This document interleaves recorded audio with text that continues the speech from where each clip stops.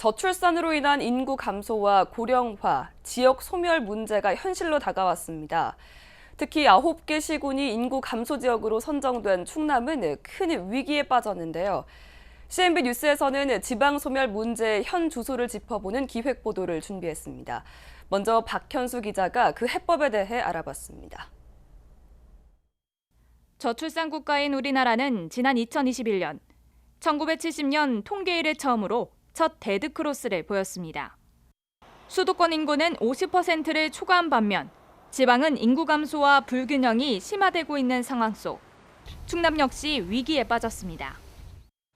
충남의 데드크로스 현상은 이미 오래전부터 진행되어 왔습니다. 이로 인해 인구 감소 지역으로 선정된 곳은 무려 9곳에 달합니다. 2021년 행정안전부가 발표한 인구 감소 지역은 모두 89곳. 충남 태안과 청양, 부여, 서천, 금산은 소멸 고위험 지역, 당진과 서산, 보령, 공주, 논산, 홍성, 예산 등 7개 지역은 소멸 위험 지역으로 분류됐습니다. 올해 5월 기준 충청남도 전체 인구는 212만 5,800여 명. 전년 대비 증가세를 보이고 있지만 충남 내 인구 불균형 문제는 심각합니다.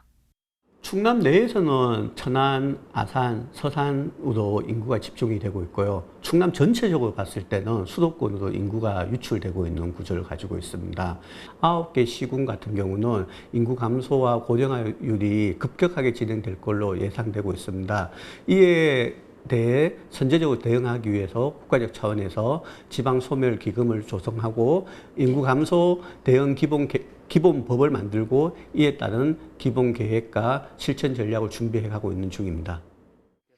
인구 이동은 보편적으로 인근 지역 간 이뤄지고 있습니다.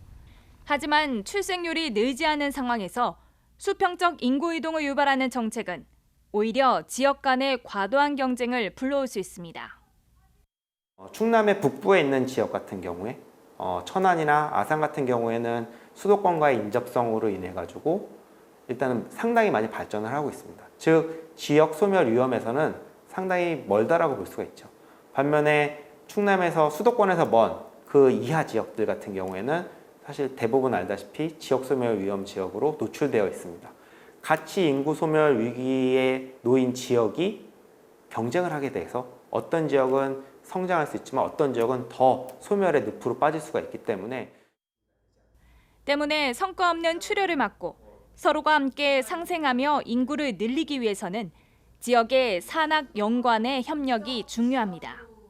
그럼 특성, 특색을 발굴하고 즉 지역이 가지고 있는 고유의 가치를 찾아내기 위해서는 지역에 대한 이해, 즉 인문학적인 연구도 같이 동행되어야 될 필요가 있습니다.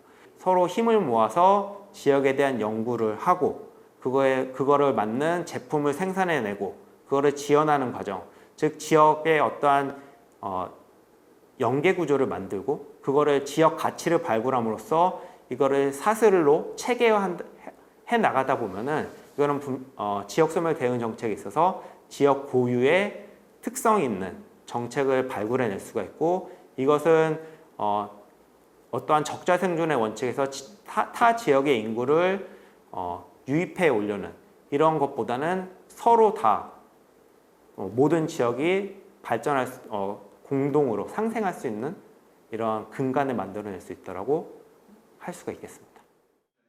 저출산 고령화로 인구 소멸을 넘어 지역 소멸의 위기에 처한 충남은 이를 해결하기 위한 다양한 지혜를 모아야 합니다.